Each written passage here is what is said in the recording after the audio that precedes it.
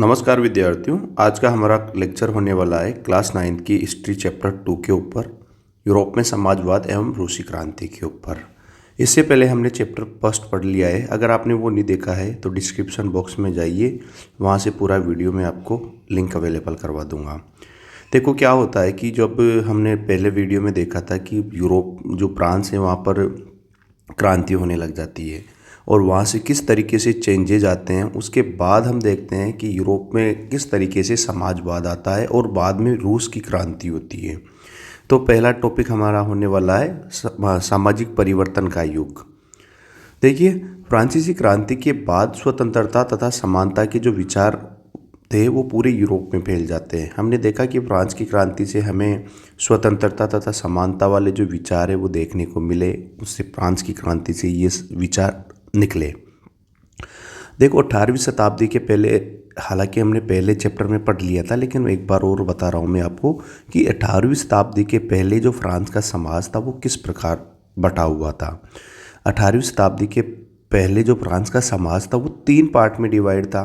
प्रथम एस्टेट, द्वितीय एस्टेट और तृतीय एस्टेट। ये 3 एस्टेट में ये डिवाइड था। अब जो प्रथम और द्वितीय स्टेट हैं उसको ही ज़्यादातर अधिकार मिले हुए थे। आर्थिक और सामाजिक जो नियंत्रण था इन दोनों के पास था। पहले और दूसरे स्टेट के पास ही आर्थिक मतलब पैसों से संबंधित जो ज़्यादातर पैसे इन्हीं लोगों के पास थे, और सामाजिक नियंत्रण मतलब जो समाज में जो ज़्यादातर बड़ी पोजीशन हुआ करती थी वो इन लोगों के पास ही थी। आगे बात समझ में आप लोगों को। अब इसके बाद देखो क्या होता है कि फ्रांस की क्रांति जो होती है ना, उसके बाद जो स्थितियां हैं वो बदलने लग जाएगी।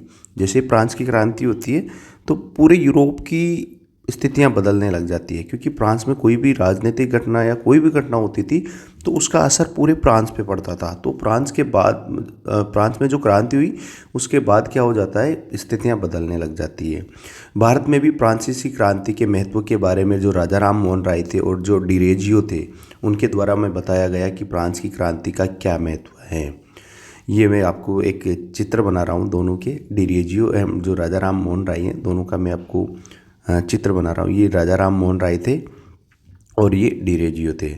अब देखिए जो यूरोप में जिस तरीके से परिवर्तन हो रहे थे, हालांकि सभी लोग एक मत नहीं थे कि सभी समाजवाद को मान रहे थे।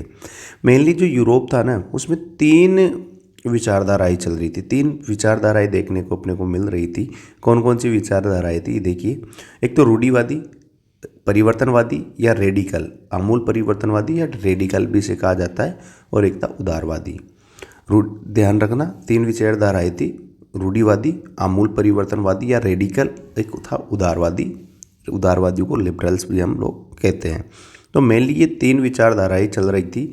इन तीनों विचारधाराओं के बारे में हम डिटेल से पढ़ने वाले हैं। बहुत सी बार क्वेश्चन आ जाता है कि उदारवादी और जो रेडिकल है उनमें क्या अंतर था, या उदारवादी जो रूढ़िवादी है उनमें क्या अंतर था। तो ये बहुत सी बार क्वेश्चन आ जाता है, आपको एक एक पॉइंट क्लियर कर लेना है। अब देखिए सबसे पहले अपन उदारवादी देखने वाले हैं। उदारवादी लोग कौन होते थे? ये लोग चाहते थे कि एक ऐसा देश बने, एक ऐसा राष्ट्र बने जहाँ सभी धर्मों के लोग बराबरी से रहे, मतलब उनमें आपस में कोई भेदभाव नहीं हो। एक ऐसे देश की ये मांग करते हैं। अरे ये बात समझ में, एक ऐसा देश बने जहाँ सभी धर्मों के लोग एक साथ रहे। ये लोग वंशवाद के भी खिलाफ थे। ये मानते थे कि राजा के बाद उसका बेटा राजा नहीं बनना चाहिए, ठीक है ना। वंशवाद के खिलाफ थे, राजा के खिलाफ थे ये लोग, ठीक है ना, मतलब राजा के वंशवाद के खिलाफ थे ये लोग। अब ये और क्या चाहते थे कि जो राजा के पास अनियंत्रित शक्ति है उस पर भी किसी न किसी का नियंत्रण हो। अनियंत्रित शक्ति के ये लोग विरुद्ध थे। अरे ये बात समझ में। अब देखो ये लोग क्या चाहते थे कि व्यक्तिगत अधिकार होना चाहिए, लोगों के व्यक्तिगत अधिकार होना चाहिए। और इनका ये क्या मानते थे कि राज्य के या सरकार के द्वारा इनके जो अधिकार है, जो व्यक्तिगत अधिकार है, उनकी रक्षा सरकार या राज्य के द्वारा की जानी चाहिए। तथा ये लोग क्या चाहते थे कि एक चुनी हुई सरकार हो जो राजा के ऊपर कंट्रोल रखे, और इस पर शासन राजा या शासक तथा अधिकारी या अफसरों के प्रभाव से ये मुक्त हो, तथा साथ ही न्यायपालिका के द्वारा बनाए गए कानूनों के आधार पर शासन चले। ये कौन चाहते थे? ये उदारवादी लोग चाहते थे। हालांकि जो उदारवादी लोग थे ना, ये लोकतंत्रवादी नहीं थे। लोकतंत्र में क्या होता है, सभी जो वयस्क पुरुष होते हैं उनको अपना लीडर चुनने का अधिकार होते हैं, ठीक है ना, सभी को। लेकिन ये क्या चाहते थे कि सभी को वोट देने का अधिकार नहीं हो, सार्वभौमिक मताधिकार के ये पक्ष में नहीं थे। ये चाहते थे कि केवल पैसे वाले जो लोग हैं उन्हीं को वोट देने का अधिकार मिले। ये आगे बात समझ में आपको। अब देखो, रेडिकल या आमूल परिवर्तनवादी, ये लोग क्या चाहते थे। देखो, ये लोग चाहते थे कि देश में जनसंख्या के बहुमत के आधार पर सरकार हो, ठीक है ना, जनसंख्या में बहुमत जिनका हो उनकी क्या होना चाहिए, सरकार हो। अब ये चाहते थे कि महिलाओं को भी वोट देने का अधिकार हो, महिलाओं के वोट देने के पक्ष में ये लोग थे। और ये बात समझ में। अब देखो, ये लोग जमींदार तथा जो उद्योगपति हुआ करते थे उनके खिलाफ है। जमींदार तथा उद्योगपतियों के विशेषाधिकार जो थे उनके ये लोग खिलाफ थे। ये लोग संपत्ति के विरोधी नहीं थे, व्यक्तिगत संपत्ति के विरोधी नहीं थे, लेकिन ये लोग चाहते थे कि जो संपत्ति है वो केवल कुछ लोगों के हाथ में ही नहीं होनी चाहिए। समझ रहे हो बात हो। आगे देखो, इसके बाद हम देखने वाले हैं रूढ़िवादी। रूढ़िवादी कौन थे। ये रेडिकल और जो उदारवादी थे दोनों से अलग थे। रूढ़िवादी, रेडिकल और जो उदारवादी थे, इनके विचार दोनों से अलग थे, ये दोनों के विरोधी थे। रूढ़िवादी या कट्टरवादी जिसे अपन कहते हैं, ये लोग समाज में परिवर्तन का विरोध करते हैं। ये लोग चाहते थे कि समाज में परिवर्तन वगैरह नहीं होना चाहिए। लेकिन फ्रांस की जैसे ही क्रांति हुई, इनके बाद इन्होंने स्वीकार किया कि जो क्रांति है जो बदलाव है समाज में वो होना चाहिए, लेकिन धीरे धीरे होना चाहिए, ऐसा नहीं है कि एक साथ ही हो जाए। और ये लोग चाहते थे कि जो अपना अतीत है ना उसको भी मतलब अपने को संभाल के रखना है। अतीत अपना बहुत ही गौरवशाली होता है, इस कारण ये अतीत पर भी विश्वास करते थे। कौन लोग, रूढ़िवादी। तो मैंने आपको तीनों बता दिए, उदारवादी, रूढ़िवादी, आमूल परिवर्तनवादी या रेडिकल, तीनों बता दिए। बहुत सी बार क्वेश्चन आ जाता है इनमें अंतर कीजिए, तो आपको ये पॉइंट टू पॉइंट याद रखने हैं, पूरे पॉइंट आपको याद रखने हैं और ऐसे कैसे ही बना के लिख देना है। अब देखो, जो फ्रांस की क्रांति के बाद जो राजनीतिक परिवर्तन के साथ साथ हमें सामाजिक परिवर्तन भी देखने को मिलता है।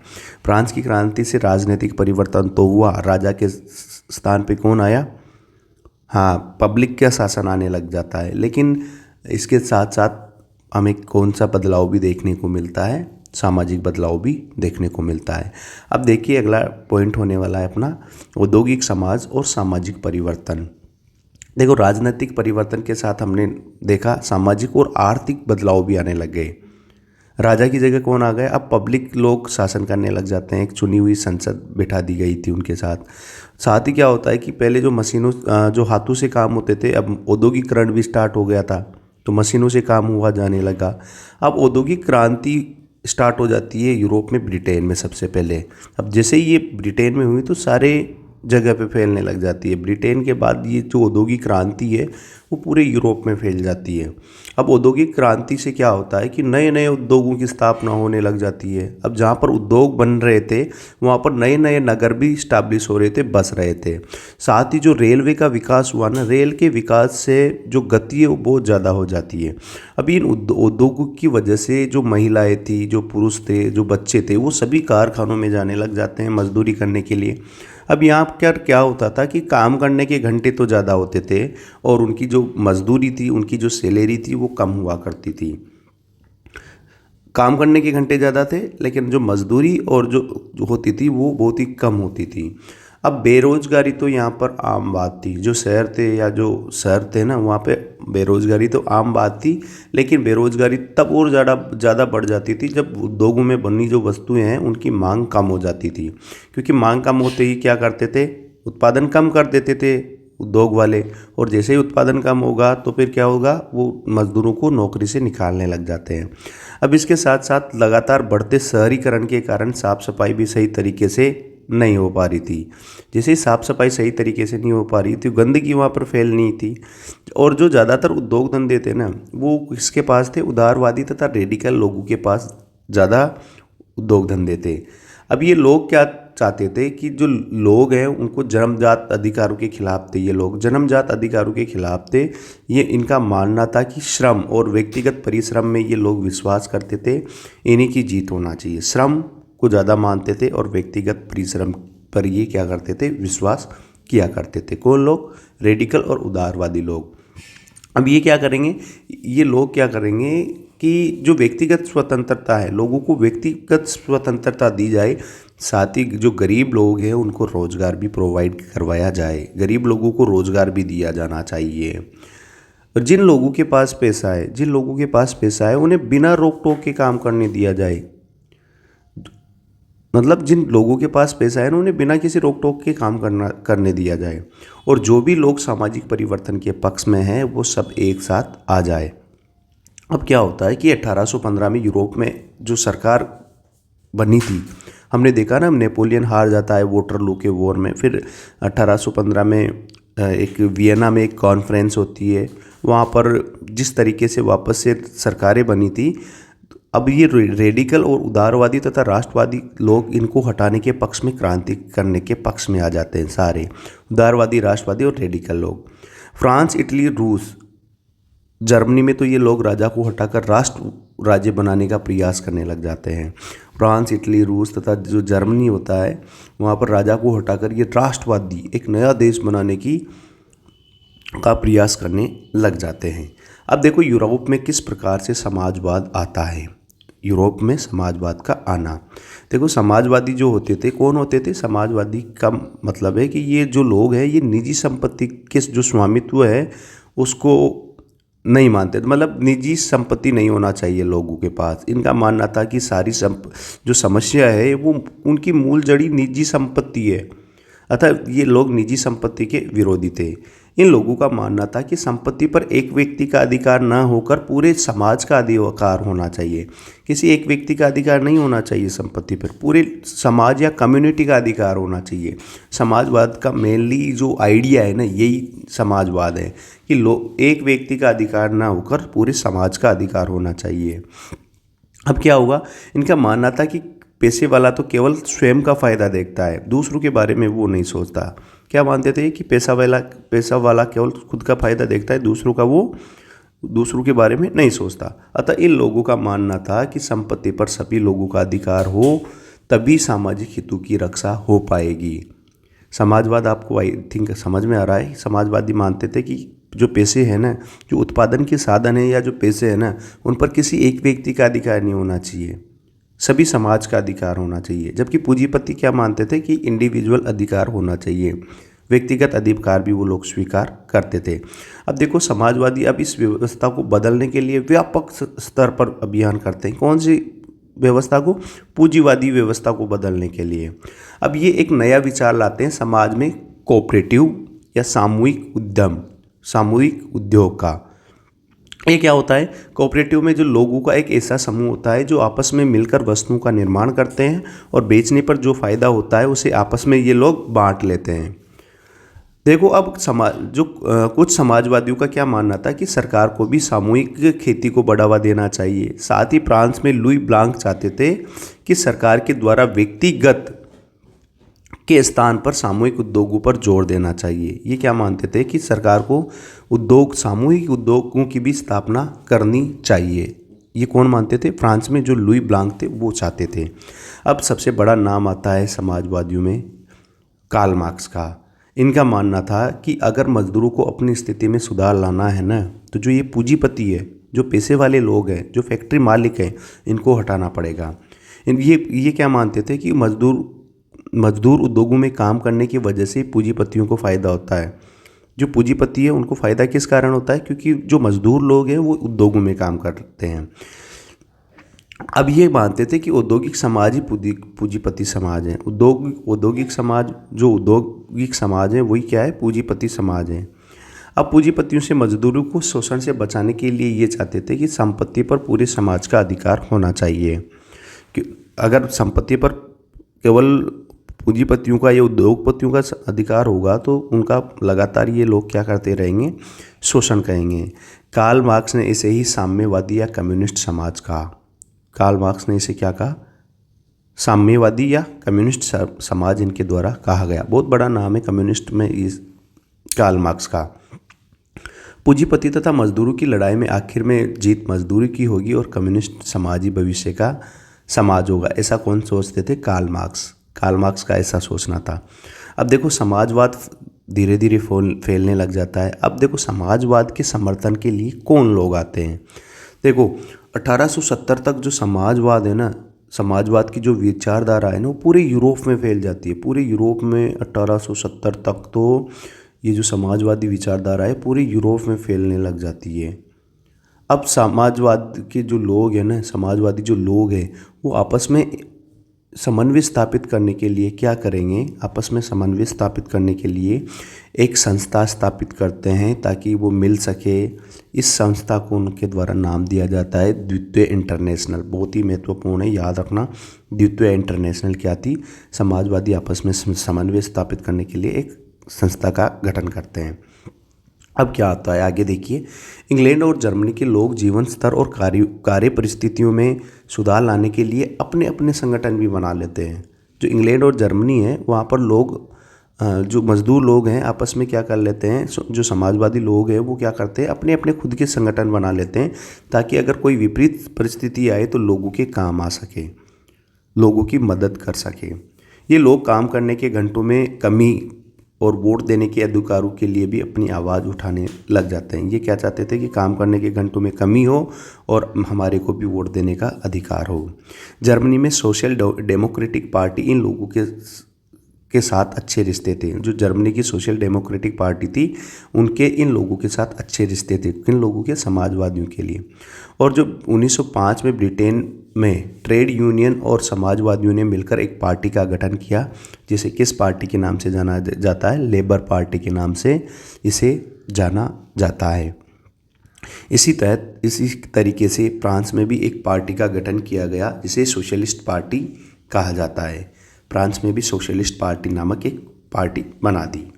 हालांकि इन लोगों की यूरोप में कहीं पर भी सरकार नहीं बनी। ये जो लोग हैं ना, कौन से समाजवादी जो लोग थे, इनकी कहीं पे भी सरकार नहीं बनी।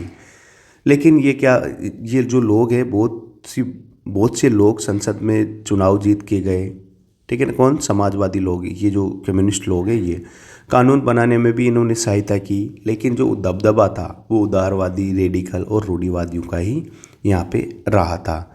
ये एक और जो मैंने पेरिस कम्यून के बारे में बताया गया था, ये एक बार देख लेना आप लोग, क्या थी पेरिस कम्यून। मार्च और मई 1871 के बीच में जन विद्रोह को दर्ज हो गया था, ऐसा एक चित्र बना हुआ था। तो एक बार देख लेना, वैसे ज़्यादा इतना इम्पोर्टेंट नहीं है लेकिन फिर भी एक बार देख लेना। ये क्रांति या रूसी क्रांति। देखो रूस जो है वो यूरोप महाद्वीप में है और ये आप मैप देख सकते हो। यूरोप और एशिया दोनों महाद्वीपों में रूस आता है। रूस यूरोप और एशिया दोनों महाद्वीपों में आता है, लेकिन जो मेन जो इम्पोर्टेंट पार्ट है रूस का वो यूरोप महाद्वीप में आता है। 1914 में जो रूस था उस पर जार निकोलस द्वितीय का शासन था। याद रखना है, जार किसे कहा जाता था, रूस के जो शासक होते थे उन्हें जार कहा जाता था। ठीक है, तो यहाँ पर किसका शासक था, जार निकोलस द्वितीय का शासन था। वर्तमान फिनलैंड, लातविया, लिथुआनिया, एस्टोनिया तथा पोलैंड, यूक्रेन व बेलारूस के कुछ हिस्से रूसी साम्राज्य के अंग हुआ करते थे। मतलब जो रूस था उसके वर्तमान जो ये मैंने कंट्रीज बोली ना, ये सारे उसके पार्ट हुआ करते थे। अब रूस में जो धार्मिक दृष्टि से देखे तो ऑर्थोडॉक्स, जो रूसी ऑर्थोडॉक्स क्रिश्चियन थे वो ज़्यादा थे यहाँ पे। इनके अलावा प्रोटेस्टेंट, कैथोलिक, मुस्लिम और बुद्ध भी थे। अर्थव्यवस्था और समाज की बात करें तो लगभग 85% से अधिक लोग जो थे वो कृषि पर निर्भर करते थे। मतलब अगर हम ये कहें कि जो अर्थव्यवस्था का जो मूल आधार था वो कृषि था, या कि अर्थव्यवस्था कृषि पे आधारित थी। और उद्योग धंधे की हम बात करें तो उद्योग धंधे यहाँ पर बहुत ही कम थे। उद्योगों की जो संख्या थी वो बहुत ही कम थी। कहाँ पे, यूरोप में। और जो ज़्यादातर जो उद्योग धंधे थे वो कहाँ पे थे, सेंट पीटर्सबर्ग और मॉस्को में ही ज़्यादा उद्योग धंधे हुआ करते थे। ये दो मेन जगह है यूरोप में। मैप की सहायता से आप देख सकते हो, यहाँ पर ही ज़्यादा उद्योग धंधे थे। ज़्यादातर जो उद्योग धंधे थे वो 1890 के दशक में शुरू हुए थे, जब फ्रांस जो रूस था वहाँ पर रेलवे का जो विस्तार है वो अच्छी तरीके से होने के कारण उद्योगों का जो उद्योग थे वो ज़्यादा अच्छे तरीके से फैलने लग जाते हैं। अब देखो रूस में विदेशी निवेश भी आने लग जाता है। इससे क्या होगा, विदेशी निवेश आएगा तो यहाँ पर इंडस्ट्रीज डेवलप होगी। जो पहले कोयला का उत्पादन कम था, तो अभी जैसे ही विदेशी निवेश वगैरह आया, रेलवे का प्रसार हुआ, तो इससे उत्पादन 2 गुना बढ़ गया। और जो स्टील का उत्पादन है वो तो लगभग 4 गुना बढ़ गया।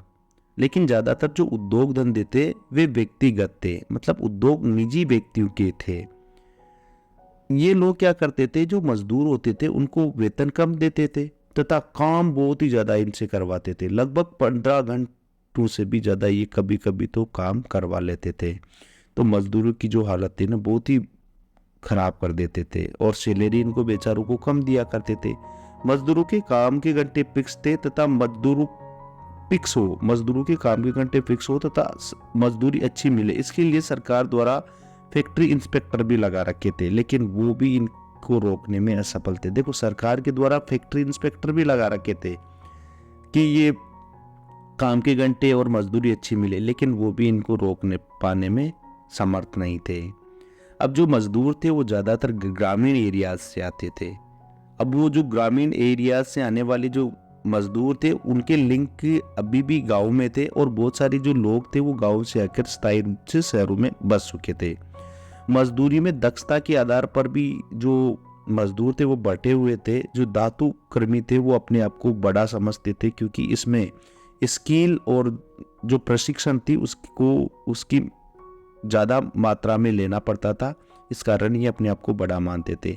महिलाएं भी कारखानों में काम करती थी, लेकिन उनकी जो सैलरी थी वो पुरुषों की तुलना में बहुत ही कम हुआ करती थी। मजदूरों ने अब क्या होता था कि अपने खुद के संगठन बना लिए थे। अगर किसी को नौकरी से निकाला दिया जाता था, फैक्ट्री मालिक के द्वारा किसी को नौकरी से निकाल दिया जाता था, तो ये लोग क्या कर देते थे, हड़ताल वगैरह कर देते थे। तो इस तरीके से यहाँ का पूरा मैनेजमेंट चल रहा था।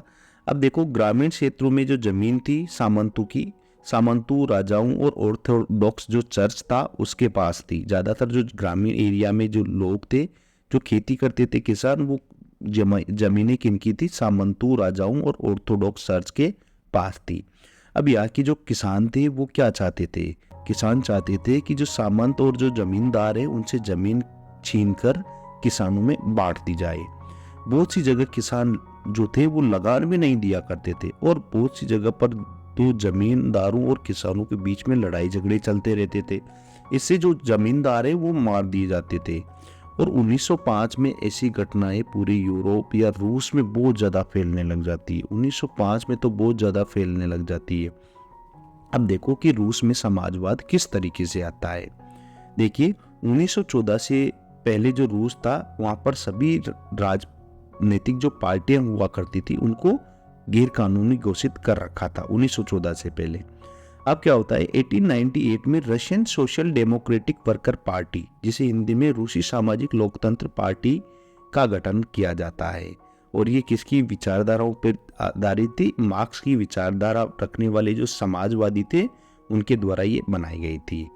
अब देखो सरकार के द्वारा हालांकि इसे भी गैर कानूनी घोषित कर रखा था, गैर कानूनी पार्टी या गैर कानूनी संगठन इसे घोषित कर रखा था। ये जो पार्टी थी इसके द्वारा खुद का एक अखबार निकाला जाता था और मजदूरों को संगठित कर ये लोग हड़ताल भी किया करते थे। मजदूरों को संगठित कर लेते थे और बहुत सी बार तो ये क्या करते थे, हड़ताल वगैरह भी कर दिया करते थे। कुछ समाजवादियों को मजदूरों से ज़्यादा किसान समाजवादी लगते थे। देखो जो कुछ समाजवादी थे ना उनको मजदूरों से ज़्यादा किसान ज़्यादा समाजवादी लगते थे। रूस के ग्रामीण इलाके में समाजवादी ज़्यादा सक्रिय थे। देखो जो रूस का जो ग्रामीण एरिया था वहाँ पर समाजवादी ज़्यादा सक्रिय हुआ करते थे और कुछ को तो किसान ज़्यादा समाजवादी लगते थे, क्योंकि जो बदल बदल कर जमीन का रीडिस्ट्रीब्यूशन करते थे ना वो लोग, इस कारण। अब देखो सोशलिस्ट रिवोल्यूशनरी पार्टी जो समाजवादी क्रांतिकारी पार्टी थी इसकी स्थापना होती है 1900 में। अब ये जो पार्टी है किसानों के लिए संघर्ष करती है और पार्टी के द्वारा मांग की जाती है कि जो जमीन है वो सामंतों से जमीन छीन कर किसको दे दी जाए, किसानों को दे दी जाए। सामाजिक लोकतंत्रवादी और जो समाजवादी क्रांतिकारी थे उनमें एक भिन्नता थी। उनको किसानों को लेकर वो आपस में असहमत थे, या सहमत थे है ना, उसकी जगह असहमत कर लेना। लेनिन का मानना था कि किसानों में कुछ अमीर, कुछ मध्यम, कुछ छोटे किसान और कुछ भूमिहीन किसान होते हैं। इस कारण इनमें कभी भी एकजुटता नहीं आएगी। इस कारण सामाजिक ये दोनों जो लोग थे ये आपस में असहमत थे किसानों को लेकर। ठीक है, अब देख लेते हैं दो दल मेनली अपन देखते हैं यहाँ पर, बोल्शेविक और मेंशेविक, दोनों के बारे में एक बार देख लेते हैं कौन इनके लीडर थे। ठीक है ना, और कौन क्या इनकी विचारधारा थी मेनली। तो जो बोल्शेविक थे उनके जो मुखिया थे वो कौन थे, व्लादिमीर लेनिन। ये इनका चित्र देख सकते हो आप, व्लादिमीर लेनिन का। और जो मेंशेविक थे उनके थे जूलियस मार्टिव और पावेल एक्सेलरोड। ठीक है, ये दोनों, ये जूलियस का है और ये पावेल का है। ये दोनों के मैं आपको चित्र बता दिया है, आप दोनों के चित्र। तो आज और इनमें क्या क्या मतलब, जो बोल्शेविक लोग थे ये क्या सोचते थे और जो मेंशेविक लोग थे ये क्या सोचते थे। तो ये देखिए क्या ये लोग सोचते हैं। तो जो बोल्शेविक लोग सोचते थे कि अनुशासित लोगों की पार्टी में, जो अनुशासित लोग हैं उनको ही पार्टी में लेना चाहिए, जबकि जो मेंशेविक थे वो सोचते थे कि सभी लोगों को पार्टी में लेना चाहिए। उथल पुथल का समय और 1905 की क्रांति आज का टॉपिक है। देखो 1905 में जो जार है उसकी निरंकुश सत्ता को समाप्त करने पर और उस पर संसद का नियंत्रण स्थापित करने के लिए उदारवादियों द्वारा एक आंदोलन शुरू किया जाता है। ये क्या चाहते हैं कि जो राजा है या जो जार है उस पर संसद का नियंत्रण स्थापित हो। इसके लिए कौन कौन लोग सामने आते हैं, सोशल डेमोक्रेट, समाजवादी क्रांतिकारी, मजदूर, किसान और जो राष्ट्रवादी और जो जादीदीओ होते थे, जो मुस्लिम धर्म में जो रिफॉर्म करना चाहते थे, वो लोग सामने आते हैं। अब क्या होता है कि 1904 में जो ज़रूरी चीज़ें होती हैं उनकी कीमतें बहुत बढ़ जाती है, लेकिन जो मजदूरों का जो वेतन है वो 20% तक कम कर दिया जाता है। मजदूरों का वेतन कम कर दिया जाता है, लेकिन जो ज़रूरी चीज़ें होती है उनकी प्राइस बहुत ज़्यादा बढ़ जाती है। ठीक है, आ रही है बात समझ में आपको। अब देखो अब क्या होगा कि जैसे ही ये चीज़ें बढ़ जाती है तो अब जो मजदूरों की जो संगठन होते हैं ना उनकी स्थापना होना तेज होने लग जाती है, मतलब तेजी से मजदूर संगठनों की स्थापना होने लग जाती है। अब इनमें सबसे प्रमुख था असेंबली ऑफ रशियन वर्कर्स या रूसी श्रमिक सभा, जिसकी स्थापना होती है 1904 ईस्वी में। ये प्रमुख एक संगठन था। इस संगठन के 4 सदस्यों को क्या कर दिया जाता है, नौकरी से निकाल दिया जाता है। किसके द्वारा, प्यूतिलोव आयरन वर्कर्स के द्वारा, एक कंपनी होती है उसके द्वारा इनको बाहर निकाल दिया जाता है। अब क्या होता है कि जो सेंट पीटर्सबर्ग है उसमें लगभग 1,10,000 जो मजदूर है वो आंदोलन पर चले जाते हैं। इनके जो मांगे होती है वो क्या होती है, मांगे क्या होगी कि जो वेतन है वेतन में वृद्धि की जाए। एक तो क्या होगी, वेतन में वृद्धि की जाए, ठीक है, और दूसरी काम के घंटे घटाकर कितना किया जाए, 8 घंटे किया जाए, और साथ ही जो काम करने की जो परिस्थितियां हैं उसमें भी सुधार किया जाए। ये इनकी मांगे होती है। हड़ताल करते हुए इन मजदूरों का एक जो ग्रुप है वो पादरी गेपोन की अध्यक्षता में विंटर पैलेस पहुंचता है। विंटर पैलेस राजा का महल होता है, वहाँ पर पहुंच जाता है।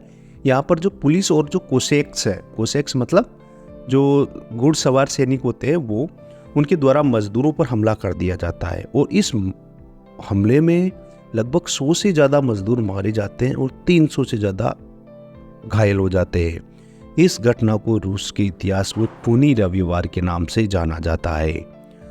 ठीक है, खूनी रविवार के नाम से जाना जाता है और यहीं से 1905 की जो क्रांति होती है उसकी शुरुआत हो जाती है।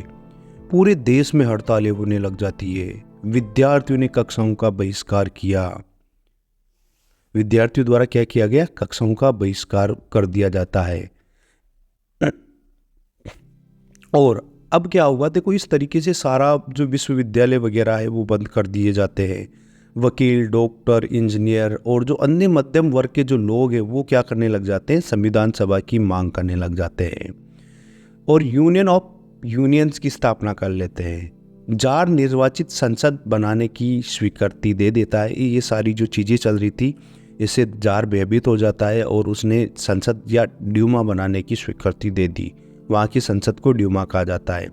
लेकिन क्या होता है कि जो राजा है वो निर्वाचित ड्यूमा को लगभग 75 दिन में ही समाप्त कर देता है और दूसरी जो ड्यूमा बनाई जाती है उसको 3 महीने में ही बर्खास्त कर देता है, क्योंकि जो राजा या जो जार था वो अपने ऊपर किसी तरह के का संसद का नियंत्रण नहीं चाहता था, कोई उस पर नियंत्रण ना करे, ऐसा राजा चाहता था। अब वोट करने के कानून में ये बदलाव कर देता है और उसने जो तीसरी ड्यूमा है उसमें रूढ़िवादी जो राजा का पक्ष वाले जो लोग थे उनको शामिल कर देता है पूरी संसद में। अब क्या होता है, उदारवादी और जो क्रांतिकारी हैं उनको ड्यूमा से बाहर कर दिया। भाई ये सारी करने के बाद क्या करता है राजा, जो उदारवादी और जो क्रांतिकारी होता है उनको बाहर कर देता है। कैसे? अपने जो पक्ष के जो लोग हैं उनको ड्यूमा में लाके। आप देखो प्रथम विश्व युद्ध और रूसी साम्राज्य, देखो 1914 में प्रथम विश्व युद्ध की शुरुआत हो चुकी थी और इसमें 2 शक्तियों के द्वारा लड़ाई की गई, केंद्रीय शक्तियां और मित्र राष्ट्र। केंद्रीय शक्तियों में जर्मनी, ऑस्ट्रिया और तुर्की आते हैं, जबकि मित्र राष्ट्र में फ्रांस, ब्रिटेन और रूस आते हैं और एक बाद में इटली भी शामिल हो गया था। देखो कोको मैप की सहायता से देखिए कौन सा एरिया कहाँ पे है, ये आप और भी अच्छे तरीके से समझ में आ जाएगा। ये यूरोप का मैप है और इसमें ये जो गोल कर रहा हूँ मैं, ये सारी कंट्रियाँ थी, एक तरफ जो केंद्रीय शक्तियाँ थी, एक तरफ मित्र राष्ट्र थे। ये देखिए आप मैप की सहायता से। देखो प्रारंभ में क्या होता है कि जो युद्ध है उसमें रूसी लोगों का बहुत ज़्यादा समर्थन मिलता है, लेकिन युद्ध बहुत लंबा खिंच गया। इसके कारण जो जार है उसने ड्यूमा जो संसद है उसमें मुख्य जो पार्टियां होती है उनसे सलाह लेना बंद कर दिया, जिसके कारण उनका जो जन समर्थन है वो कम हो गया। रूस में जर्मन जो होते हैं, जर्मनी के विरोधी भावनाएं तेज हो जाती है। उसके बाद सेंट पीटर्सबर्ग का नाम चेंज करके क्या कर दिया, पेट्रोग्राद कर दिया।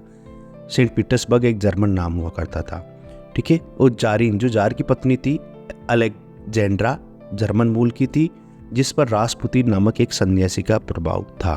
देखो जर्मन मूल की थी ये जारीना, जो जार की पत्नी थी वो, और उस पर भी किसका प्रभाव था, रासपुतीन नामक एक सन्यासी था, उसका प्रभाव था। प्रथम विश्व युद्ध 2 मोर्चों पर लड़ा जा रहा था। जो प्रथम विश्व युद्ध है वो 2 मोर्चों पर लड़ा जा रहा था, एक तो पूर्वी मोर्चा और एक पश्चिमी मोर्चा। 2 मोर्चे थे। पूर्वी मोर्चा ये वाला जो रूस वाला साइड है वो पूर्वी मोर्चा था, जबकि जो फ्रांस वाला एरिया था, फ्रांस की साइड वाला जो एरिया था वो पश्चिमी मोर्चा था। देखो जो पश्चिमी मोर्चा है वहाँ पर खाइयाँ वगैरह हुआ करती थी, तो सैनिक खाइयों में छुप कर लड़ते थे, खाइयों में छुप कर लड़ते थे। इससे जो कैजुअलिटीज़ है या जो उनकी जो मौतें हैं वो कम होती थी। लेकिन जो पूर्वी मोर्चा था इसके विपरीत सपाट था। इसमें जो काफ़ी संख्या में जो सैनिक हैं उनकी मौत हो चुकी थी, बहुत ज़्यादा संख्या में इनकी मौतें हो रही थी पूर्वी मोर्चे वाले एरिया में, ठीक है। अब जर्मन और जो ऑस्ट्रिया में जो रूस की सेना है उसकी भारी पराजय होती है। जर्मन और ऑस्ट्रिया है ना, ये देख पा रहे हो आप, जर्मन और ऑस्ट्रिया, यहाँ पर भारी पराजय होती है रूसी सेना की और लगभग 70 लाख जो लोग हैं वो मारे जाते हैं। बहुत ज़्यादा दिक्कत होने लग जाती है यहाँ पे इन लोगों को, लगभग बहुत ज़्यादा लोग यहाँ पर इनके मारे जाते हैं। और जो इसके बाद क्या होता है कि देखो जो सैनिक होते हैं, रूस के सैनिकों के द्वारा ही वहाँ की फसल बर्बाद कर दी जाती थी। क्यों कर दी जाती थी? ताकि जो विपक्षी सेना है उनको अनाज ना मिले, और इमारतें तोड़ दी ताकि दुश्मनों को छुपने के लिए जगह ना मिल सके। इस तरीके से वहाँ पर बहुत ज़्यादा जो लोग होते हैं वो क्या हो जाते हैं, हाँ बहुत ज़्यादा लोगों के पास घरों की कमी हो जाती है। और अब सेना भी नहीं चाहती थी कि युद्ध आगे जारी रखा जाए। इन हालातों ने जार और सरकार को अलोकप्रिय बना दिया। रूस में धंधे वैसे ही कम थे, लेकिन युद्ध के कारण उनकी हालत और ज़्यादा ख़राब हो जाती है। रेलवे लाइन टूटने लग जाती है, मजदूरों की कमी होने लग जाती है, शहरों में अनाज की कमी होने लग गई। ये सारी चीज़ें स्टार्ट हो जाती है और 1916 में तो अनाज की दुकानों पर ही दंगे होने लग जाते हैं। इस तरीके से अब ये सारी चीज़ें रूस में चल रही। पेट्रोग्राद में फरवरी क्रांति, तो पेट्रोग्राद जो होता है वो सेंट पीटर्सबर्ग का नाम चेंज कर दिया था। थोड़ा पहले हमने देखा था ना वीडियो में, तो इसका नाम सेंट पीटर्सबर्ग का नाम चेंज करके पेट्रोग्राद कर दिया जाता है। और जो सेंट पीटर्सबर्ग है वो नेवा रिवर के किनारे, आप देख पा रहे हो मैप की सहायता से, ठीक है। 1918 तक ये राजधानी रहती है, उसके बाद इसको चेंज करके मॉस्को कर दिया जाता है। आप देख पा रहे हो ना मॉस्को कहाँ पे है, यहाँ पे ये मैंने बता रखा है आपको मैप में, ये 1918 की से ये राजधानी होती है। ठीक है। अब देखो पेट्रोग्राद की कहानी आपको पता ही चल गई, क्योंकि अब पेट्रोग्राद चलने वाला है। किस तरीके से हमने देखा था पहले कि चेंजेज किए थे, है ना, राजधानी का पीटर्सबर्ग का नाम चेंज करके पेट्रोग्राद कर दिया था।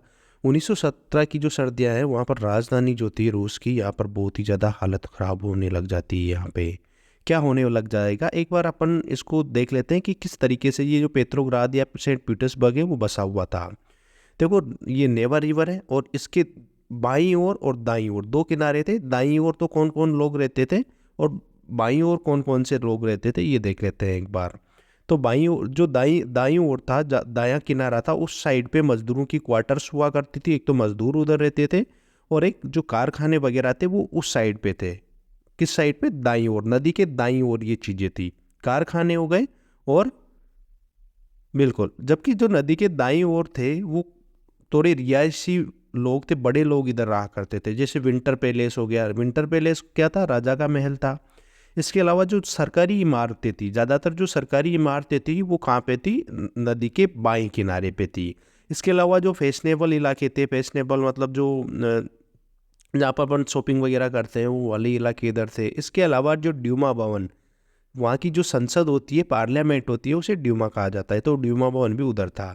अब देखो फरवरी में मजदूरों के इलाकों में खाने की वस्तुओं की बहुत ज़्यादा कमी हो जाती है। अब क्या होता है फरवरी के महीने में यहाँ पर खाने की बहुत ज़्यादा कमी हो जाती है। इससे यहाँ के और जो हालात थे वो और ज़्यादा ख़राब होने लग जाते हैं। अब जो जार है वो ड्यूमा को भंग करने की कोशिश करता है। जार कौन होता था? राजा। वो किसको? संसद को भंग करने की कोशिश करते हैं। अब 22 फरवरी से क्या होता है कि जो फैक्ट्री मजदूर है ना, वो फैक्ट्री पे ताला लगाना प्रारंभ कर देते हैं 22 फरवरी से। और 23 फरवरी को तो लगभग 50 से ज़्यादा फैक्ट्री मजदूरों ने क्या कर दिया? हड़ताल कर दी। और बहुत सारी जो फैक्ट्री में जो हड़ताल चल रही थी उनका लीडरशिप महिलाओं के द्वारा भी किया जा रहा था। मतलब महिलाएं भी क्या कर रही थी? लीडरशिप कर रही थी। और इसी दिन क्या होता है, 8 मार्च को अंतर्राष्ट्रीय महिला दिवस मनाया जाता है। 23 फरवरी जो वहाँ का रूस का कैलेंडर है उसके अनुसार, और जो ग्रिगोरियन कैलेंडर है वहाँ पर 8 मार्च बताता है, तो 8 मार्च इसीलिए अंतर्राष्ट्रीय महिला दिवस के रूप में मनाया जाता है। अब जो मजदूर है वो हड़ताल करते हुए पहले तो दाएं किनारे पर करते हैं, अब बाएं किनारे की ओर आ जाते हैं। जो मजदूर है वो फैशनेबल इलाके, वो सरकारी इमारतों को घेर लेते हैं। इससे क्या होता है कि सरकार थोड़ा सहम जाती है और सरकार क्या कर लेती है? कर्फ्यू लगा देती है। कर्फ्यू लगाने के बाद क्या होता है कि 25 फरवरी को जो सरकार है वो ड्यूमा को बर्खास्त कर देती है, ड्यूमा को ख़त्म कर देती है, संसद बंद कर देती है। अब 26 फरवरी को क्या होता है? प्रदर्शनकारी जो होते हैं लोग इकट्ठा हो जाते हैं एक जगह पे, और 27 फरवरी है उस दिन तो पुलिस मुख्यालयों पर आक्रमण कर देते हैं और नारे लगाने लग जाते हैं। क्या नारे लगाने लग जाते हैं? रोटी सेलेरी तथा काम के घंटों, रोटी सेलेरी दो, काम के घंटों में कमी करो, ये सारी करने लग जाते हैं। अब बहुत सारी जो प्रदर्शनकारी एक जगह इकट्ठा होते हैं तो सरकार के द्वारा घुड़सवार और सैनिक तैयार कर दिए जाते हैं। लेकिन जो घुड़सवार है वो प्रदर्शनकारियों पर गोली चलाने से मना कर देते हैं और अपने एक अधिकारी पर वो गोली चला देते हैं। इससे क्या होता है कि अब प्रदर्शनकारी तथा सैनिक, जो प्रदर्शनकारी और जो सैनिक है वो आपस में मिल जाते हैं, और जहाँ पर पहले ड्यूमा की बैठक होती थी वहाँ पर ही एक सोवियत का एक परिषद का गठन कर लेते हैं। एक प्रतिनिधि मंडल तो राजा के पास गया और गद्दी छोड़ने की बात की, लेकिन राजा ने ये बात मान ली और 2 मार्च को जो राजगद्दी है वो छोड़ देता है। अब जो देखिए, जो ड्यूमा और संसद और जो सोवियत हैं दोनों ने मिलकर अंतरिम सरकार का ये गठन करते हैं, और इनके द्वारा फैसला लिया जाता है कि आगे जो संविधान सभा है वो देश के भाग्य का फैसला करेगी, आगे की जो सारी चीज़ें हैं ये करेगी। जो संविधान सभा थी वो सार्वभौमिक वयस्क मताधिकार के आधार पर चुनी गई थी। ठीक है ना? किसके आधार पर चुनी गई थी? सार्वभौमिक वयस्क मताधिकार के आधार पर चुनी गई थी। इस तरीके से फरवरी 1917 में जार राजा से शासन की शक्तियाँ हटकर किसके पास आ जाती है? पेट्रोग्राद या सेंट पीटर्सबर्ग के लोगों के पास आ जाती है। इस तरीके से जो लोग हैं वो क्या हो जाते हैं? उसके पास आ जाती है सारी शक्तियाँ। अब फरवरी के बाद क्या होता है? सैनिक अधिकारी, भूस्वामी और उद्योगपतियों के पास ही अंतरिम सरकार में ज़्यादा शक्तियाँ थी। ज़्यादातर शक्तियाँ पैसे वालों के पास थी। उदारवादी और जो समाजवादी थे वो चाहते थे कि जल्दी से क्या बने? निर्वाचित सरकार बने। पहले तो अंतरिम सरकार थी जो आपस में संविधान सभा के द्वारा बनाई गई थी। अब संगठन बनाने वो जनसभा करने की पाबंदी हट गई, जो जार के समय लगी हुई थी ना, वो पाबंदी हटा देते हैं। बहुत सारी जगह पर सोवियत बना लेते हैं, काउंसिल बना लेते हैं, ठीक है ना। बोल्शेविक जो नेता लेनिन, व्लादिमीर लेनिन, जो अप्रैल 1917 में जिनको देश से निकाल रखा था, एग्जाइल कर रखा था, वो वापस आ जाते हैं। देश से पहले इनको निर्वासित कर रखा था, 19 अप्रैल 1917 में ये वापस से देश में आ जाते हैं। अब रूस की सत्ता जो है वो सोवियतों को ले लेनी चाहिए, इनका मानना ऐसा था। लेनिन का मानना क्या था कि रूस की जो सत्ता है वो सोवियतों को ले लेनी चाहिए। और इन्होंने 3 मांगे रखी, जो अप्रैल थीसिस के नाम से जानी जाती है। बहुत सी बार एग्जाम में आ जाता है, याद रखना। किसके द्वारा दी गई थी? लेनिन के द्वारा दी गई थी। और इनका क्या मानना था? ये 3 थीसिस में क्या लिखा कि जो प्रथम विश्व युद्ध है उसको समाप्त कर दिया जाना चाहिए, जो 1914 से 18 तक चला था वो ख़त्म हो जाना चाहिए। ज़मीनें जो है वो किसानों को दे देनी चाहिए, ज़मींदारों से ज़मीनें लेके किसानों को दे दो। और जो बैंक है उनको राष्ट्रीयकरण कर दिया जाना चाहिए, मतलब देश को दे देना चाहिए, सरकार को दे देना चाहिए, जो पहले निजी हुआ करते थे। अब देखो गर्मियों में आंदोलन क्या होता है, बहुत ज़्यादा तेज होने लग जाता है। फैक्ट्रियों में मजदूर तथा सेना में संगठन बनने लग जाते हैं। एक तो फैक्ट्री में भी मजदूरों के संगठन बनने लग जाते हैं और सेना में भी मजदूरों के संगठन बनने लग जाते हैं। अब इससे क्या होता है, धीरे धीरे जो सरकार है वो कमज़ोर होने लग जाती है, जबकि जो बोल्शेविक है वो ताकतवर होने लग जाते हैं। देखो बोल्शेविक आ रहे हैं ना, ये पहले मैंने पढ़ा दिया। इन सबको देखकर सरकार द्वारा कठोर कदम उठाए जाते हैं और साथ ही ये क्या करने लग जाते हैं, बोल्शेविक जो है उनका दमन करने लग जाते हैं। गाँव में भी ये क्रांति फैल जाती है। समाजवादी क्रांतिकारी और जो किसान मिलकर जो भूमि है उसका दोबारा से किसानों में वितरण करने की समितियां बना लेते हैं। जुलाई से सितंबर के बीच बहुत सारी जो ज़मीनें होती है वो किसानों के द्वारा कब्जा कर लिया जाता है। किनसे? ज़मींदारों से कब्जा कर लिया जाता है, किसान उन पर कब्जा कर लेते हैं। अब देखेंगे अपन अक्टूबर की क्रांति, ठीक है ना। 1917 में जो क्रांति हुई थी अक्टूबर 1917 में, वो अब बोल्शेविक और अंतरिम जो सरकार है, अंतिम की जगह अंतरिम सरकार के बीच विवाद बढ़ता चला जाता है। बोल्शेविक सभी सोवियतों को इकट्ठा करके सरकार के खिलाफ विद्रोह करने की योजना बना लेते हैं, ठीक है ना। सत्ता पर कब्जा करने के लिए लेनिन पेट्रोग्राद सोवियत और बोल्शेविक पार्टी को राजी कर लेता है। अब जो पेट्रोग्राद सोवियत थी और जो बोल्शेविक पार्टी है उनको राजी कर लेता है कि अपने को अब सत्ता पर कब्जा कर लेना चाहिए, जो पहले अंतरिम सरकार चल रही थी। लियोन ट्रोट्स्की के नेतृत्व में सैनिक क्रांतिकारी समिति का एक गठन किया जाता है, ये अपने ट्रोट्स्की है। और 24 अक्टूबर को विद्रोह शुरू हो जाता है। सरकार के समर्थक सैनिक बोल्शेविक अखबारों पर कब्जा कर लेते हैं। टेलीफोन और टेलीग्राफ और विंटर पैलेस की रक्षा करने के लिए जो सरकार है वो अपनी सेना भेज देती है कि इनका जाओ, इनकी रक्षा करो। अब क्रांतिकारी समितियों ने भी क्या किया, सेना को सरकारी कार्यालयों पर अधिकार करने के आदेश दे दिए। जो क्रांतिकारी समिति बनाई थी ना थोड़ी देर पहले, उन्होंने बोला कि इन पर सब पे अधिकार कर लो। अरोरा नामक एक युद्ध पोत विंटर पैलेस पर बम गिराने जाता है, राजा के महल पे। और साथ ही जो नेवा नदी में जो सैनिक ठिकाने थे उन पर भी इनका कब्जा होने लग जाता है क्रांतिकारी सैनिकों का। शाम होते होते तो क्रांतिकारियों ने पूरे शहर पे अपना कब्जा कर लिया और मंत्रियों के द्वारा, जो मंत्री थे ना अंतिम सरकार में, उसके द्वारा इस्तीफा दे दिया। दूसरे शहरों में भी क्रांति होने लग गई, गोलियां चली, लेकिन दिसंबर तक मॉस्को पेट्रोग्राद पर बोल्शेविकों का अधिकार।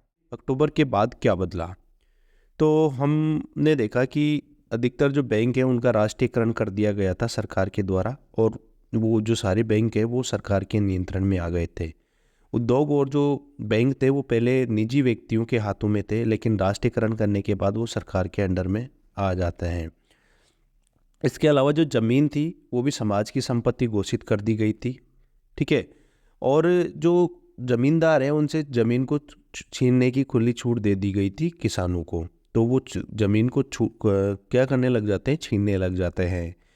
अब जो बड़े मकान थे उनको गरीबों में बांट दिया, मतलब मकान मालिक के जितना उपयोग में आ रहे हैं ना बड़े मकान, उनको छोड़कर बाकी को जो जिनकी वो आवश्यकता है, जिन लोगों को आवश्यकता है रहने की, उनके लिए दे दिए जाते हैं। इसके अलावा जो उपाधियाँ वगैरह हुआ करती थी उन पर बैन लगा दिया, रोक लगा दी। जैसे भारत में भी ली जाती थी ना राजाओं की तरह, महाराजा विक्रमादित्य, इस तरीके की उपाधियों पर क्या लगा दिया, बैन लगा दिया। सेना और अधिकारी जो थे, सेना और जो सरकारी अधिकारी थे उनकी वर्दी बदल दी गई।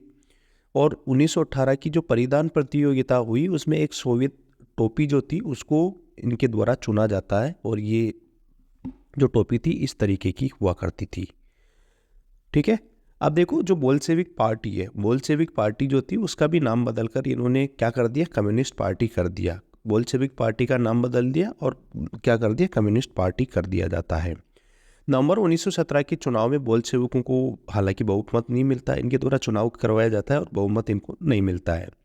तो क्या करता है कि जो बोल्शेविक लोग हैं वो चुनी हुई असेंबली को के जो चुनी हुई असेंबली है वो बोल्शेविकों के द्वारा जो काम किए गए थे प्रस्तावों को खारिज कर देता है। लेकिन जो लेनिन है वो असेंबली को ही खारिज कर देते हैं बाद में। और इनका क्या मानना था, इनका मानना था कि रूसी जो सोवियत कांग्रेस है वो असेंबली से ज़्यादा लोकतांत्रिक है, तो अखिल सोवियत कांग्रेस को संसद का दर्जा दे दिया जाता है और केवल बोल्शेविक जो पार्टी है ना वही चुनाव लड़ सकती है और बाकी पार्टियां चुनाव नहीं लड़ सकती। इस तरीके से जो रूस है एक दलीय देश बन गया, वहाँ पर केवल एक ही दल है। और जो भी बोल्शेविक पार्टी की बुराई करता है उसे गुप्त जो पुलिस होती है, गुप्तचर पुलिस, जो पहले चेका के नाम से जानी जाती है, बाद में इसके दो टुकड़े करके ओजीपीयू और एनवीकेडी कर दिया जाता है। इनके द्वारा इनको दंड दिया जाता है जो भी बोल्शेविक पार्टी की बुराई करता था। अब आगे क्या होता है कि इससे गृह युद्ध होने लग जाता है, मतलब लोग आपस में लड़ने लग जाते हैं। तो बोल्शेविकों द्वारा जो विद्रोह किया गया था उसके खिलाफ गैर बोल्शेविक समाजवादी उदारवादी जार समर्थक दक्षिणी रूस में इकट्ठा होते हैं। जो बोल्शेविकों के अगेंस्ट थे वो सारे लोग इकट्ठा होते हैं दक्षिणी रूस में और इनको अलग अलग नाम से जाना जाता था। जैसे रेड्स जो होते थे वो बोल्शेविकों को कहा जाता था, ग्रीन सामाजिक क्रांतिकारियों को कहा जाता था, और जो वाइट है वो जार के जो समर्थक थे, जार को लाने के जो समर्थक थे उन्हें कहा जाता था वाइट्स। ठीक है, अब जो ये याद रखना है आपको, रेड, ग्रीन और वाइट किसे कहा जाता था। ठीक है ना। अब आगे देखिए क्या होता है कि जो 2000 की जगह 1918-19 में ज़्यादातर रूस पर इसी का कब्जा था। यहाँ पर 2018 की जगह 1918-19 कर लेना, तो इन्हीं का कब्जा था यहाँ पे। ठीक है ना, ज़्यादातर रूस पर इन्हीं का कब्जा था। और जो कौन कौन से, ग्रीन और वाइट का ही कब्जा था ज़्यादातर रूस पे। फ्रांस, ब्रिटेन और जो अमेरिका, जापान का भी इनको समर्थन मिला हुआ था। ये लोग नहीं चाहते थे, कौन लोग, फ्रांस, अमेरिका, ब्रिटेन नहीं चाहते थे कि पूरे यूरोप में या रूस में समाजवाद फैले, तो ये इनका समर्थन कर रहे थे। रेड और वाइट्स, ग्रीन के बीच होने से, युद्ध होने से क्या होता है कि यहाँ पर गृह युद्ध की समस्या हो जाती है और बहुत सारी लूट मार, डकैती, भूखमरी यहाँ पर फैल जाती है।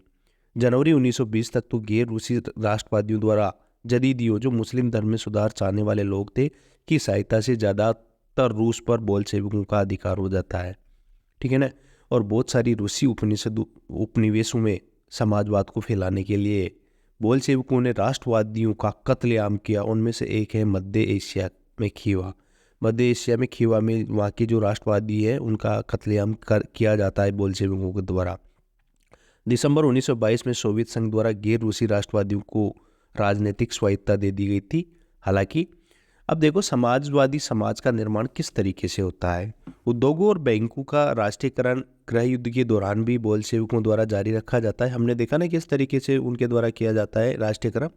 जमीनों पर किसानों को खेती करने की छूट दे रखी थी। यहाँ पर शासन केंद्रीकृत शासन व्यवस्था द्वारा चलाया जाता है, मतलब केंद्र के द्वारा ही शासन चलाया जाता था, एक ही केंद्र होता था, बाकी शक्तियों का विभाजन नहीं कर रखा था। अर्थव्यवस्था में सुधार करने के लिए इनके द्वारा पंचवर्षीय योजनाएं चलाई जाती है जो केवल 5 वर्ष के लिए होती है और फिर उसके आधार पर देखा जाता है कि कितना ये सफल हुई, फिर बाद में किया जाता है। तो 1927 से में पहली योजना चली जो 32 में ख़त्म होती है और 1933 में से 38 दूसरी योजना रही। और इनमें प्रथम जो 2 पंचवर्षीय योजनाएं, इनमें किस जो विकास को बढ़ावा देने के लिए जो कीमतें होती है उनको स्थिर कर दिया गया था। ठीक है। और केंद्रीकृत नियोजन के कारण आर्थिक विकास होने लगा, साथ ही नए नए शहरों का भी उद्भव हुआ। 1929 से 1933 के बीच कोयला, तेल और स्टील जो है उसमें 100% तक की यहाँ पर वृद्धि हमें देखने को मिलती है। निर्माण कार्य में हालांकि निर्माण कार्य के अत्यधिक दबाव के कारण जो कार्य करने की जो जगह होती है, कार्यस्थल है, उनकी स्थितियाँ बहुत ही ज़्यादा खराब होने लग जाती है। जहाँ पर ये लोग कार्य करते थे उनकी स्थितियाँ खराब होने लग जाती है और इनमें सुधार करने के लिए जो सरकार थी उनके द्वारा बहुत सारे काम किए गए थे, जैसे जो शिक्षा व्यवस्था है उसका विकास किया गया, सही तरीके से शिक्षा का विकास किया गया, लोगों को पढ़ाया गया। इसके अलावा जो किसान व श्रमिक थे उनके लिए भी विश्वविद्यालय की खास व्यवस्था की गई ताकि ये भी पढ़ाई कर सके। तो इस तरीके से इनके लिए भी क्या की गई, व्यवस्था की गई। और जो महिला श्रमिक थे उनके बच्चों के लिए बाल बाड़ियाँ की स्थापना की गई। बाल बाड़ियाँ उनके लिए खोल दी गई जहाँ पर बच्चे खेल सकते हैं, पढ़ाई कर सकते हैं, बाकी सारी चीज़ें वहाँ मिल सकती हैं। इसके अलावा सस्ती जो स्वास्थ्य सेवा है वो उपलब्ध करवाई। इसके साथ ही जो मजदूर है उनके लिए अच्छे मकान भी इनके द्वारा बनाए गए। हालांकि ये सारी जो चीज़ें थी वो कुछ ही क्षेत्र में रही, क्योंकि सरकारी जो साधन थे वो सीमित थी, इस कारण ये सभी जगह पर व्यवस्थाएं नहीं फैल पाती है। ठीक है यार, ये बात समझ में आपको। आगे देखो, स्टालिनवाद और सामूहिकीकरण। स्टालिन हमने देखा था, लेनिन के बाद स्टालिन आता है और सामूहिकरण एक होने की कोशिश ये करते हैं। 1927-28 में रूस में बहुत ही भयंकर अनाज संकट उत्पन्न हो जाता है और बहुत भयंकर अनाज संकट उत्पन्न हो जाता है। लोगों को खाने के लिए अनाज नहीं मिल पा रहा था और सरकार ने अनाज की कीमत जो थी वो तय कर दी थी। सरकार ने, हमने देखा ना, अनाज की कीमत तय कर दी थी, लेकिन जो लोग थे वो अनाज बेचना नहीं चाहते थे, तय कीमत पर बेचना नहीं चाहते थे। और लेनिन के बाद स्टालिन पार्टी के मुखिया बन जाते हैं। लेनिन के बाद कौन बनता है? पहले लेनिन पार्टी के मुखिया थे, बोल्शेविक पार्टी के, बाद में कौन बन जाते हैं? स्टालिन। ये चित्र देख सकते हो आप स्टालिन का। अब किसान वो व्यापारी अनाज की जमाखोरी करने लग जाते हैं। मुनाफा कमाने के लिए क्या करते हैं, वो बेचते नहीं है और जमाखोरी करने लग जाते हैं। और इस पे अंकुश लगाने के लिए कुलकों का अनाज जब्त कर लिया जाता है। जो संपन्न किसान थे उन्हें कुलक कहा जाता है और उनको, उनके जो अनाज थे उसको ज़बरदस्ती खरीदा जा रहा था। बहुत सारी जगह पे तो जब्त भी कर लिया गया था। अब 1917 में भूमि किसानों को सौंप दी गई थी, फलस्वरूप जमीन के टुकड़े हो गए थे। जैसे ही अलग अलग किसानों को दी गई थी ना, इससे जो ज़मीन थे उसके टुकड़े हो गए थे और सरकार को लगा कि यार आधुनिकीकरण का जो फायदा है ना, इस कारण नहीं हो पा रहा था और इसका सामूहिकरण किया जाना चाहिए, ज़मीन का सामूहिकरण किया जाना चाहिए। तभी जो अनाज की कमी है ना, इस सामूहिकरण के कारण ही आ रही है। तो अब ये स्टालिन द्वारा सामूहिकरण किया जाता है। सामूहिकरण में क्या होता है कि सभी लोग जो है वो एक साथ खेती करेंगे और जो भी फायदा होगा उसको आपस में बांट लेंगे। ये सामूहिकरण थे, सभी लोग मिलकर एक खेत में काम करेंगे जो बड़ा खेत होगा। तो सभी किसानों को सामूहिक रूप से खेतों, जो कोल खोज के नाम से जानते थे, उनमें काम करने के लिए बोला गया तथा जो भी फायदा होगा उसे क्या किया जाता है, आपस में बांट लिया जाता है। हालांकि बहुत सारे जो किसान होते हैं उनके द्वारा इनका विरोध किया गया और अब बहुत सारे किसानों ने तो अपने खुद के जानवर तक बेच दिए। इससे बहुत 1/3 जानवरों में कमी आ जाती है वहाँ पे। और सामूहिकरण के बाद भी उत्पादन में हालांकि ज़्यादा वृद्धि नहीं हो पाई। सामूहिकरण करने के बाद भी उत्पादन में वृद्धि नहीं हो पाई। 1930 से 33 के बीच फ्रांस में बहुत ही भयंकर अकाल पड़ता है। इसमें लगभग 40 लाख लोग मारे जाते हैं। बहुत ही भयंकर अकाल था। 40 लाख लोग मरना बहुत ही बड़ी बात है। लोगों द्वारा, यहाँ तक कि खुद की पार्टी के लोगों के द्वारा भी सामूहिकरण की आलोचना की गई। जो लेनिन और जो स्टालिन की जो पार्टी थी उनके खुद के लोगों के द्वारा भी पार्टी की आलोचना की गई और इससे नाराज होकर स्टालिन 20 लाख लोगों को जेल में बंद कर देता है। बहुत से लोगों से तो जबरदस्ती बयान लिखवाए गए कि वो लोग समाजवाद के विरोधी है और उनको बहुत सी जगह पर यातनाएं देकर उनको भी मार दिया जाता है। इस तरीके से वहाँ का हालत ख़राब हो जाते हैं। अब देखिए रूसी क्रांति और सोवियत संघ का वैश्विक प्रभाव। सोवियत संघ क्या है? बहुत सारे देश मिलकर एक पूरा सोवियत संघ का निर्माण कर लेते हैं, वो देखेंगे आगे बाद में हम। देखो, यूरोप की जो ज़्यादातर समाजवादी पार्टियां हैं वो रूस में बोल्शेविकों द्वारा जिस तरीके से शासन पर कब्जा किया गया था उससे सहमत नहीं थे। रूस में जिस तरीके से बोल्शेविकों ने कब्जा किया ना, उससे सहमत नहीं थे यूरोप की ज़्यादातर समाजवादी पार्टियाँ। कई सारे देशों में कम्युनिस्ट पार्टियों का गठन होने लग गया। बहुत सारी जो यूरोप के देश थे उनमें कम्युनिस्ट पार्टियों का गठन हुआ। उनमें से एक ही ग्रेट ब्रिटेन, ठीक है, इसकी कम्युनिस्ट पार्टी की स्थापना इंग्लैंड में होती है। और conference of the people of the east 1920 में सम्मेलन होता है एक, ठीक है, सोवियत संघ के अलावा। और बाकी जो एशिया और यूरोप के देश थे उनके द्वारा भी इनमें भाग लिया जाता है। कॉमिंटर्न बोल्शेविक समर्थक समाजवादी पार्टियों का अंतर्राष्ट्रीय महासंघ है, याद रखना इसको, बहुत सी बार एग्जाम में आ जाता है। अब देखिए, द्वितीय विश्व युद्ध में सोवियत संघ की वजह से समाजवाद जो है वो एक अंतर्राष्ट्रीय लेवल पर अपनी पहचान बनाता है, बहुत ज़्यादा पहचान बना लेता है ये द्वितीय विश्व युद्ध में। अपने को पता है ना 1939 से 1945 तक हुआ था द्वितीय विश्व युद्ध, और 1950 का दशक आते आते लोग समझ गए थे कि सोवियत संघ की जो कार्यशैली है ना वो रूसी क्रांति के अनुसार नहीं है। जिस तरीके से रूसी क्रांति के हमें फ़ायदे मिले थे वैसी कार्यशैली किसकी नहीं है, सोवियत संघ की नहीं है। जो पहले देश गरीब हुआ था अब वो एक महाशक्ति बन गया, जहाँ पर गरीब लोगों को पर्याप्त भोजन मिलने लगा था, नीतियों को ज़बरदस्ती लागू किया जा रहा था। 20वीं सदी के अंत तक तो सोवियत संघ की पॉपुलैरिटी में भी कमी हो गई थी। जिस तरीके से नीतियों को ज़बरदस्ती लागू किया जा रहा था, लोगों पर थोपा जा रहा था, उससे उसकी पॉपुलैरिटी क्या हो जाती है, कम हो जाती है। ये पूरा सोवियत संघ का एक मैप बनाया है मैंने। इसका जो गठन है वो कब होता है, सोवियत संघ का गठन 1922 में होता है। ये पूरा मैप है, लगभग 16 के आसपास इसमें कंट्रियाँ थी और अलग अलग टाइम पर अलग अलग कंट्रियाँ रही। ठीक है, कभी ज़्यादा हो जाती थी, कभी टूट जाती थी, कभी वापस मिल जाती थी, तो ये थी। और इसका फाइनली विघटन होता है 1991 में, इसका विघटन हो गया था। फिर बाकी रशिया और बाकी अलग अलग कंट्रियाँ इसकी बन जाती है। तो ये देख सकते हो आप, पूरा देख लो कौन कौन सी कंट्रियाँ कहाँ पे हैं, ठीक है ना। एक इतना ज़्यादा आपको याद रखने की ज़रूरत नहीं है, लेकिन एक अंडरस्टैंडिंग डेवलप हो जाए सोवियत यूनियन के बारे में आपको, इसलिए मैंने ये बताया है।